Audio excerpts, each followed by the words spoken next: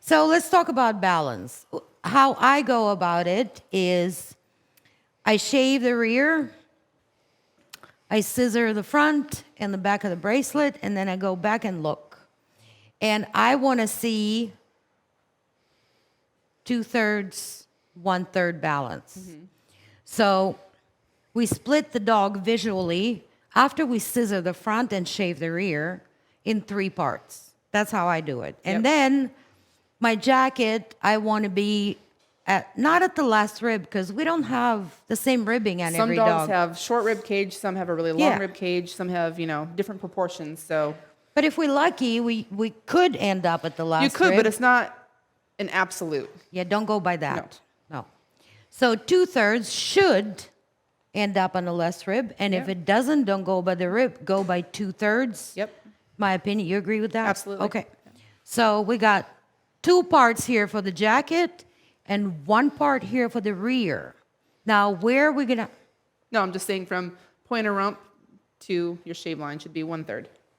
And 2/3 there, yes. But where we're gonna put the rosettes, that's a little different because we can move them up and down. Yes, they can be adjusted depending on the dog and the trim.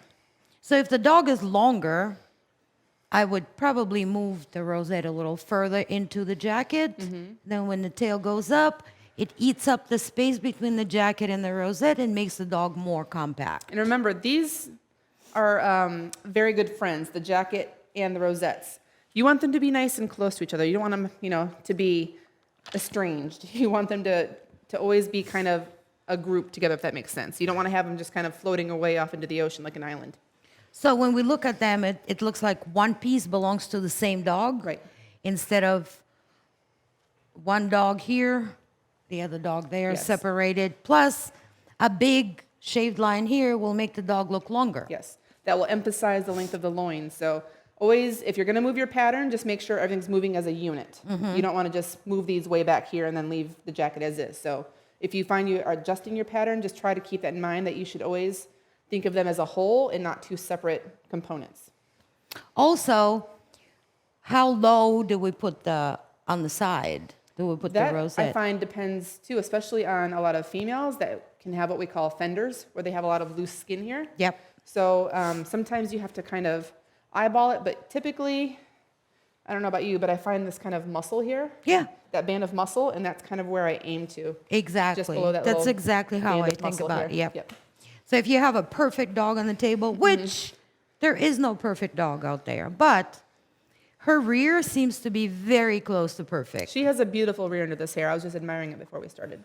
And she doesn't have any fenders. She's not a fender girl, which if you've ever had a poodle that you shave out and it's got these giant flaps of skin that just jiggle, those are what we call fenders. Yes. Mud flaps. Yeah. We do. Yeah. But she doesn't have them. She doesn't have this. And then, therefore, we can put these rosettes in like a perfect spot. Yep. Right underneath the muscle. Yes.